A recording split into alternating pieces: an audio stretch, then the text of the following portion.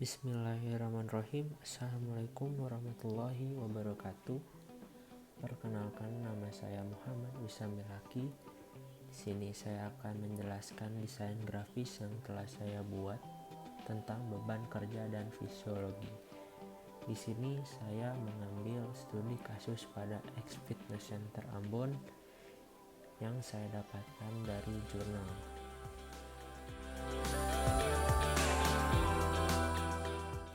Karyawan dan beban kerja keduanya sangat berpengaruh terhadap perusahaan. Perusahaan harus taat pada peraturan yang dibuat oleh pemerintah dan harus sesuai dengan standar-standar yang telah ditentukan. Tapi perusahaan juga dapat lebih memperhatikan keadaan karyawan serta kinerja yang dimiliki sehingga tujuan perusahaan yang seharusnya dicapai dapat dengan mudah terlaksanakan. Perusahaan harus memiliki cara tersendiri dalam mencapai tujuan yang ditentukan pemerintah dengan lebih meningkatkan kesejahteraan dan kinerja pegawai yang ada di dalamnya, sehingga tercipta satu kesatuan dan memiliki tujuan yang sama, yaitu mencapai tujuan perusahaan yang efektif dan efisien sesuai dengan standar yang diberikan oleh pemerintah. Kinerja maupun beban kerja sangat berpengaruh penting bagi perusahaan. Dalam kondisi normal atau sedang beristirahat, laju detak jantung manusia berkisar di antara 70 beat per menit. Ketika sedang dalam kondisi bekerja, rata-rata laju detak jantung mengalami kenaikan menjadi sekitar 110 beat per menit. Dari grafik yang saya cantumkan di desain grafis ini, dapat diketahui bahwa seseorang dalam keadaan normal, yang pertama, waktu sebelum kerja atau rest, kecepatan denyut jantung dalam keadaan konstan, walaupun ada perubahan kecepatan denyutnya tetapi tidak terlalu jauh perbedaannya. Lalu, waktu selama bekerja atau walk, kecepatan denyut jantung dalam keadaan naik. Semakin lama waktu kerja yang dilakukan, maka makin banyak energi yang dikeluarkan sehingga kecepatan denyut jantung bertambah cepat. Lalu yang terakhir yaitu waktu pemulihan atau recovery, yaitu kecepatan denyut jantung semakin menurun. Kecepatan denyut jantung selain dapat diukur dengan menggunakan alat seperti kardiotakometer dan pulse meter, juga dapat diukur secara manual dengan meraba denyutan pada arteri radialis.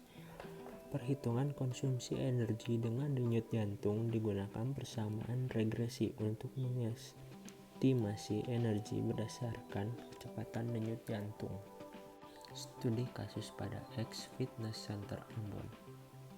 Penelitian ini dimulai dengan menentukan frekuensi pengangkatan dan berat beban. Berdasarkan hasil penelitian, maka diambil sampel beban sebesar 12 kg, 16 kg, dan 20 kg dengan frekuensi pengangkatan 5 angkatan per menit. Pengangkatan dilakukan selama 5-7 menit dengan waktu istirahat antara perlakuan selama 10-20 menit sampai denyut nadi bekerja sesuai atau mendekati denyut nadi awal. Setelah ditentukan berat beban dan frekuensi pengangkatan, dilakukan pengukuran denyut nadi sebelum dan sesudah perlakuan. Pengukuran denyut nadi dilakukan secara manual selama 30 detik dengan merasakan denyutan pada arteri radialis. Langkah-langkah penentuannya yang pertama yaitu perhitungan konsumsi energi hasil estimasi denyut jantung. Konsumsi energi diperoleh dengan cara mensubstitusikan data denyut jantung sebelum bekerja dan sesudah bekerja, lalu perhitungan total konsumsi energi, lalu uji normalitas data denyut jantung, lalu uji T data denyut jantung, dan yang terakhir penentuan persamaan pembebanan. Berdasarkan hasil perhitungan persamaan pembebanan, maka rata-rata energi yang diperlukan untuk pengangkatan beban 12 kg, 16 kg, dan 20 kg adalah 3-6 kilokalori per menit. Bisa dilihat dari grafik di atas. Nah, dengan demikian pengangkatan beban pada X Fitness Center dengan ukuran 12 kg, 16 kg, dan 20 kg masih diizinkan untuk pengangkatan karena beban dengan ukuran sekian masih dikategorikan dalam beban kerja ringan dan sedang. Sekian dari penjelasan infografis yang telah saya buat.